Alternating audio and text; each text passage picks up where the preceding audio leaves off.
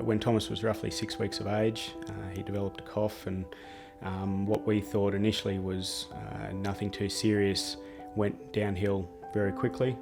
It was a matter of days from the first signs to him being a very sick little boy, and it was a case where we needed to be flown out to more specialised care. It was just the most terrifying experience that I've ever had in my life. I just felt so helpless. I wanted to trade places with him. It was heartbreaking sitting there watching him gasp for air, and there was just nothing I could do other than give him lots of love, cuddles and kisses.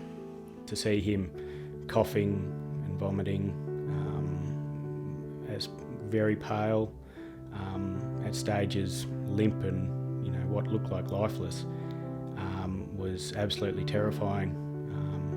For myself, my wife Brooke had been with him the whole time, and she was distraught to watch him go downhill so quickly.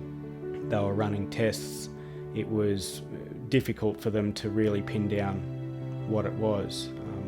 At one stage they ran a spinal tap, trying that way to rule out the meningococcal virus, which a spinal tap on a 6-week-old baby is something that no one should have to go through. It was very distressing. When things became apparent that he was getting worse very quickly, they made the decision to fly him out to Brisbane. The flying doctor was able to take us down there. I couldn't actually believe the volume of equipment that they carried on board. They had something for every situation. They brought that from the aircraft in the ambulance to the hospital. So when I saw that arrive, I knew that regardless of what was to happen on the flight, he was going to be okay. And that certainly, as a parent, made me feel very, very safe. And I knew that they would do their best for him.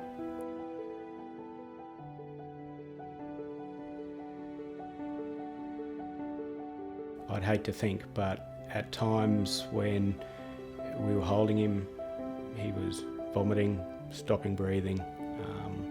I have no doubt that without getting us to the specialist care that he needed, things could have been very worse, very different.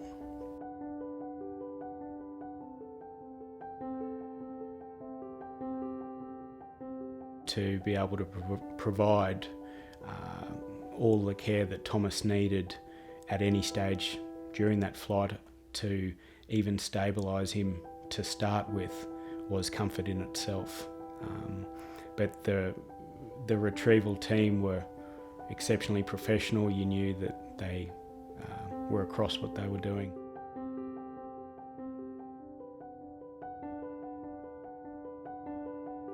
Our son George, when he was roughly 1, was also very sick. He ended up being flown from Roma to Brisbane as well.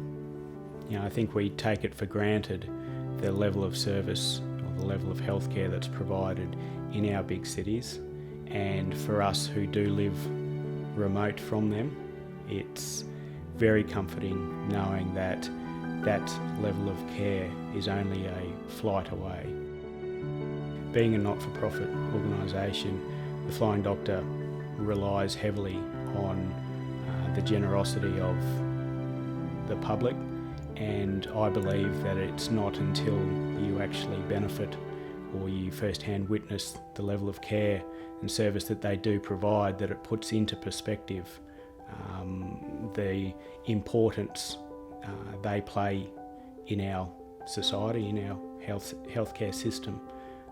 And without their service, without their professionalism, I do believe that the welfare, the health of many of our regional and rural population would be greatly at risk. If the Royal Flying Doctor wasn't available on the occasions that Thomas needed them, I would hate to think where we would have ended up. We were very hamstrung in what we could do and how we could travel. Thomas needed specialist care. We didn't have it available to us where we were. We needed to get to Brisbane, and without the flying doctor, I don't know how that would be possible. Without the Royal Flying Doctor, my two little boys may not be here today. Your support saves lives, so please donate.